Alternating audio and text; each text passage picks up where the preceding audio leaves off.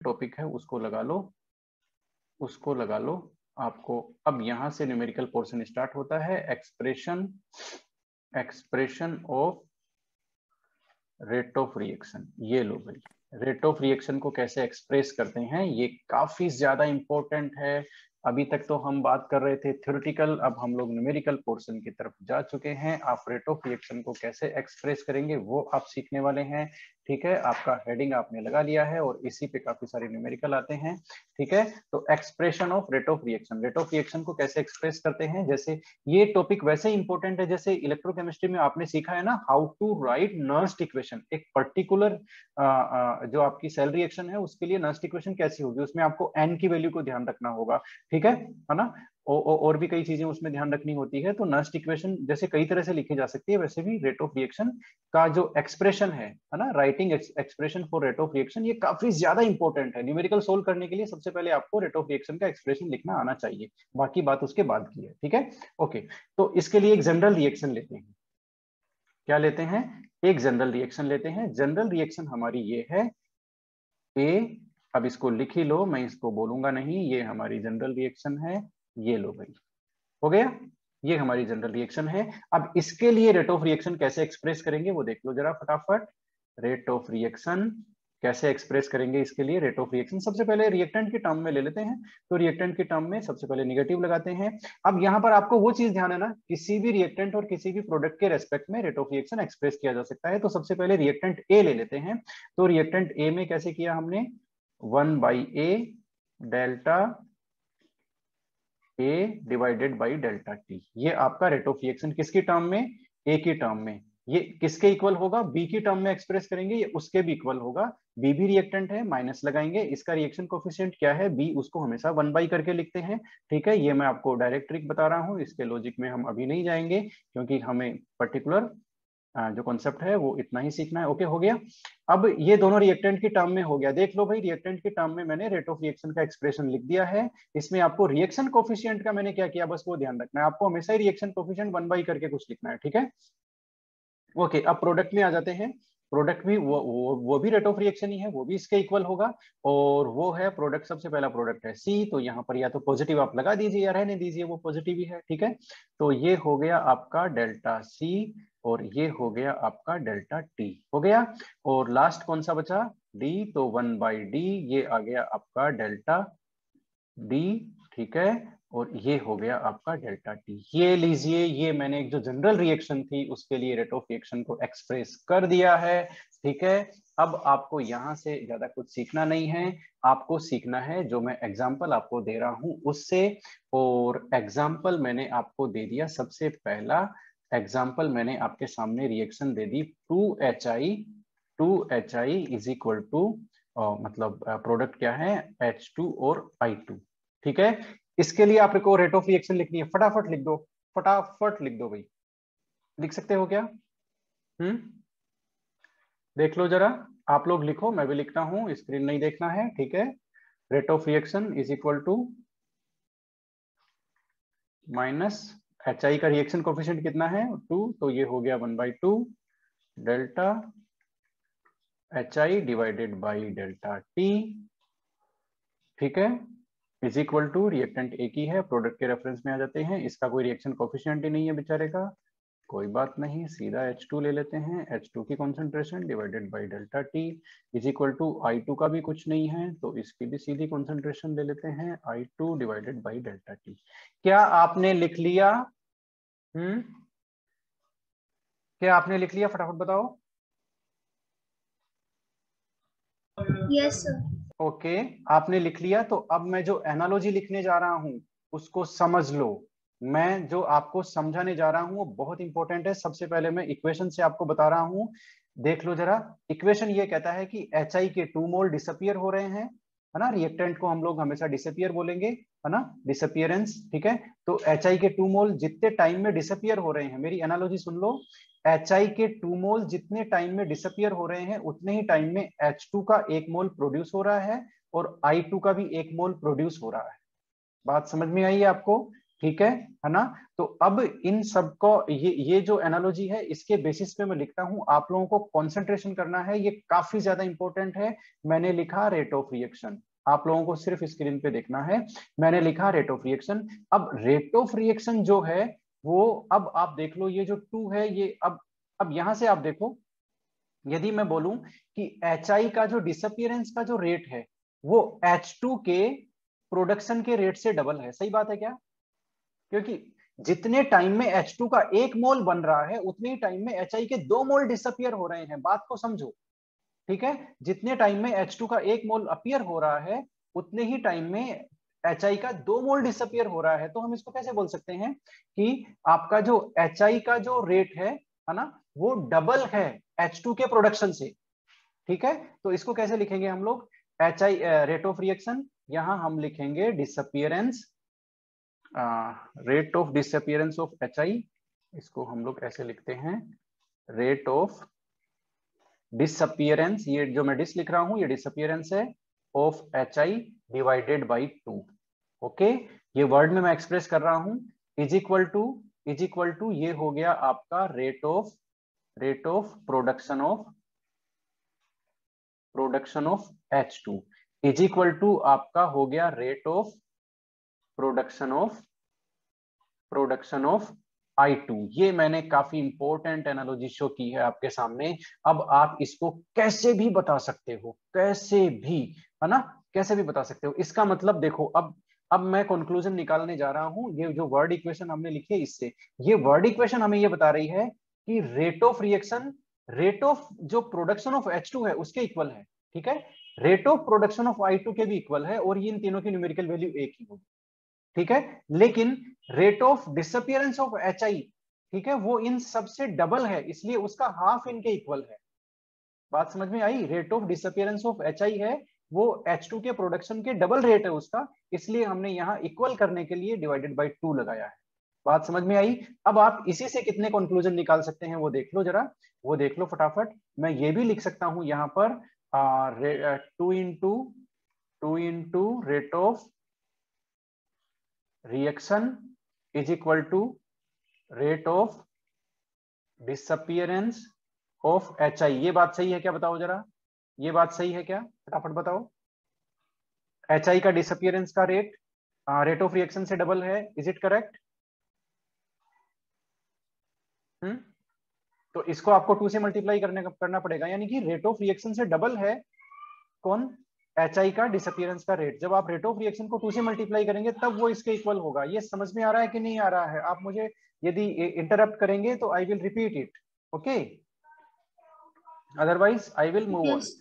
Okay, तो ये हो गया, ये समझ में आया। अब मैं एक चीज और लिखता हूं, देखते जाओ आप लोग फटाफट, है ना। अब मैंने ये लिखा 2 into rate of production of H2 और I2 is equal to rate of disappearance of HI। बात सही है ना? बता दो जरा, सही है क्या? यस सर, सही है, सही है ना। तो ये सारी चीजें ये है इस तरह से। तो इस तरह से आपको एनालॉजी डेवलप करनी है ना। ये जो मैंने दो जो टिक लगाए हैं उस तरह का जो इक्वेशन सेटल करना वो आपको सीखना है, ये न्यूमेरिकल में आपकी हेल्प करेगा, ठीक है। अब इसी तरह से एक बार, है ना, वो आपको ये ध्यान रखना है कि ये जो रेट ऑफ रिएक्शन है, ठीक है, ये पर मोल क्वांटिटी के लिए एक्सप्रेस करते हैं हम लोग हमेशा। किसके लिए एक्सप्रेस करते हैं?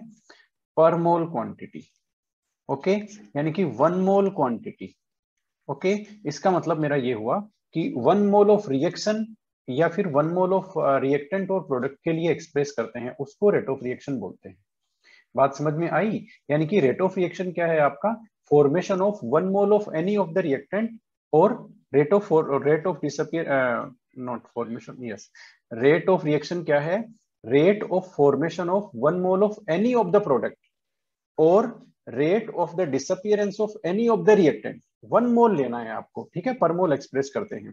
तो अब आपके मन में जो ये सवाल आया है कौन सा, कि यहां पर देखो ये जनरल रिएक्शन है ना, ये जो स्मॉल लेटर्स हैं वो क्या है? ये रिएक्शन कोफिशिएंट इनको बोलते हैं। ये जो स्मॉल लेटर है ना, मैंने ए लिखा है, स्मॉल बी लिखा है, जो कैपिटल वाले हैं वो आपके रिएक्टेंट हैं, ठीक है, रिएक्टेंट और प्रोडक्ट है, सी और डी प्रोडक्ट है, ए और बी रिएक्टेंट है, जो स्मॉल वाले हैं वो आपके रिएक्शन कोफिशिएंट है। रिएक्शन कोफिशिएंट को हम हमेशा ही देखो यहाँ पर 1 करके ले रहे हैं, 1 करके ले रहे हैं ना सब जगह, ये देखो 1/a, 1/b, 1/c, ठीक है ना। तो ये हम क्यों ले रहे हैं, क्योंकि हमें 1 मोल चेंज के लिए हमारा जो रेट ऑफ रिएक्शन है वो 1 मोल ऑफ रिएक्टेंट का डिसअपियरेंस का रेट है और 1 मोल ऑफ प्रोडक्ट का अपीयरेंस का रेट है, यानी कि उसके फॉर्मेशन का रेट है। ये आप ध्यान रखना। इसीलिए जैसे हमने ये एग्जांपल लिया, ये हमने एग्जांपल लिया, ठीक है। अच्छा, इसके साथ ही वो कॉन्सेप्ट भी आपका मैं रिवाइज करा दूं, कौन सा, कि आप रिएक्टेंट के रेस्पेक्ट में या रिएक्टेंट की टर्म में रेट ऑफ रिएक्शन मेंशन करेंगे तो आप नेगेटिव साइन प्लेस करेंगे, ठीक है, जैसा यहाँ पे प्लेस किया हुआ है। और इसके अलावा एक और कॉन्सेप्ट है कि rate of reaction any one of the product और any one of the reactant के टर्म में एक्सप्रेस किया जा सकता है, ठीक है। जितने भी स्पीसीज हैं रिएक्शन में, किसी के भी टर्म में, किसी के भी रेस्पेक्ट में रेट ऑफ रिएक्शन लिखा जा सकता है, ओके। ये हमारे पास एक एग्जांपल है। इस एग्जांपल में आपने देखो हमारा जो फॉर्मूला क्या था, जो भी रिएक्शन कोफिशिएंट है उसको 1 करके ले लो। यहाँ हमने 2 को 1/2 ले लिया, ठीक है। तो अब ये क्यों लिया, देखो इसका रीजन समझो। मैंने क्या कहा, मैंने ये कहा कि rate of reaction 1 mole change के लिए है, ठीक है। तो यहाँ पर H2 का तो 1 मोल ही फॉर्मेशन हो रहा है, I2 का तो 1 मोल ही फॉर्मेशन हो रहा है, इसलिए I2 के फॉर्मेशन का रेट और H2 के फॉर्मेशन का रेट वो रेट ऑफ रिएक्शन है। लेकिन जितने टाइम में H2 का 1 मोल बन रहा है, ठीक है, 1 मोल का फॉर्मेशन हो रहा है, उतने ही टाइम में आपका HI का 2 मोल डिसअपियर हो रहा है, ठीक है। इसका मतलब इसका मतलब ये हुआ कि HI के डिसअपियरेंस की रेट डबल है H2 से। H2 का 1 मोल अपीयर हो रहा है, उतने टाइम में HI के 2 मोल डिसअपियर हो रहे हैं, ठीक है। इसलिए 1 मोल चेंज पर मोल चेंज दिखाने के लिए हमने क्या किया, इसको 1/2 कर दिया। आपको बात समझ में आई? ये हम लोग 1/1 क्यों करते हैं, सबको 1/2, 1/3 जो भी आएगा रिएक्शन कोफिशिएंट उसको 1 करके लिखते हैं। उसका रीजन है कि हम लोग पर मोल चेंज के लिए लिखते हैं। रेट ऑफ रिएक्शन क्या है, रेट ऑफ रिएक्शन है हमारा rate of formation of 1 mole of any of the product या फिर rate of disappearance of any of the disappearance of 1 mole of any of the reactant, ठीक है। अब ये तो हो गई एनालॉजी, इसकी हम बात करेंगे एक एग्जांपल में और, है ना। उसके बाद लेते हैं सीधे के सीधे ही हम क्वेश्चन, ज्यादा हम एनालॉजी में नहीं जाएंगे। और इसके लिए मैं आपके सामने एक इक्वेशन एग्जांपल लिख रहा हूं, आप फटाफट उसको कॉपी में मेंशन कीजिए। ये हमारा अच्छा सा एग्जांपल है, NO2 5 इससे बना 4NO2 + O2। अब आपको रेट ऑफ रिएक्शन लिखना है। अब देखो एक चीज मेरी समझ लो, है ना, स्क्रीन पे ध्यान दे लो, मेरी बात सुन लो। रेट ऑफ रिएक्शन हमेशा ये ध्यान रखना 1 मोल के लिए, तो पहले आप इसमें 1 मोल देख लो। ये 1 मोल रिएक्टेंट नहीं है भाई, ये भी नहीं है। ये आपका प्रोडक्ट, ये भी 1 मोल नहीं है, इसके 4 मोल बन रहे हैं। ये लो O2 का 1 मोल ही बन रहा है। इसका मतलब O2 के फॉर्मेशन का रेट ऑफ रिएक्शन है। बात समझ में आई? O2 के फॉर्मेशन का रेट ऑफ रिएक्शन है, ठीक है। ओके, ये तो हुआ एक कॉन्सेप्ट। अब लिखेंगे कैसे वो देख लो। रिएक्टेंट के रेस्पेक्ट में लिखेंगे, माइनस लगाएंगे, रिएक्शन कोफिशिएंट को 1 करके लिखेंगे और डेल्टा, और ये N2O5 ये लो, ठीक है। लिखते जाओ आप लोग फटाफट। और ये हो गया डेल्टा T, ये एक रिएक्टेंट है, हो गया। इक्वल टू प्रोडक्ट का लिखेंगे, प्रोडक्ट में NO2 है तो 1/4 लिखेंगे और आप इसमें डेल्टा NO2 और डिवाइडेड बाई डेल्टा T, ठीक है। अब O2 लिखेंगे, O2 में रिएक्शन कोफिशिएंट कुछ ही नहीं है, 1 ही मोल बन रहा है उसका, तो उसका जो भी रेट ऑफ फॉर्मेशन है O2 का, वो ही आपका क्या है, रेट ऑफ रिएक्शन है। ये तो हो गया एक्सप्रेशन। अब इसको वर्ड एक्सप्रेशन कैसे कर सकते हैं देख लो जरा, मैं बताता हूं आपको, है ना। अब ध्यान दो, स्क्रीन पे मैं क्या कर रहा हूं, मैंने किया rate of reaction. Rate of reaction अब देख लो जरा, रेट ऑफ रिएक्शन ऑक्सीजन के फॉर्मेशन के रेट के इक्वल है कि नहीं है, ये देख लो जरा, बताओ है कि नहीं है ना। रेट ऑफ रिएक्शन किसके इक्वल है, rate of formation of O2, सही बात है ना, इसके तो इक्वल है, ठीक है। अब इन दोनों के टर्म में देख लेते हैं, N2O5 और ये जो NO2 है, वो N2O5 तो रिएक्टेंट है, इसके टर्म में क्या होगा, इसके टर्म में होगा आपका रेट ऑफ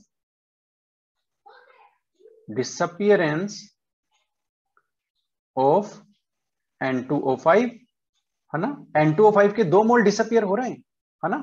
इसका मतलब ये हुआ कि rate of disappearance of N2O5 double है किससे, ऑक्सीजन के फॉर्मेशन के रेट के, तो इक्वल करने के लिए इसको डिवाइडेड बाई 2 करेंगे, राइट। ठीक है, इसी तरह से आप देखो जितने टाइम में O2 का 1 मोल बन रहा है उतने टाइम में NO2 के 4 मोल बन रहे हैं। इसका मतलब NO2 का फॉर्मेशन का रेट O2 के फॉर्मेशन के 4 टाइम्स है ना। और O2 का फॉर्मेशन क्या है, वो रेट ऑफ रिएक्शन, ठीक है। तो इसका मतलब ये हुआ कि NO2 के फॉर्मेशन का रेट ऑफ रिएक्शन का भी 4 टाइम्स है। तो यहां पर हम ये भी लिख सकते हैं, इसलिए इक्वल करने के लिए डिवाइडेड बाई 4 करेंगे इसको, rate of formation of NO2 divided by 4। अब बताओ इसमें किसी को डाउट है क्या, फटाफट बता दो। फटाफट बता दो। अब आप इस एनालॉजी से काफी सारे क्वेश्चन सोल्व कर सकते हो। आपको इन चारों में से, देखो यहाँ पर 4 वेरिएबल हैं, रेट ऑफ रिएक्शन कोई लिख दे तो आप rate of formation of O2 बता सकते हो, है ना। रेट ऑफ रिएक्शन लिख दे तो आप rate of disappearance of N2O5 बता सकते हो, या rate of disappearance of N2O5 है आपके पास तो आप रेट ऑफ रिएक्शन निकाल सकते हो डिवाइडेड बाई 2 करके, ठीक है।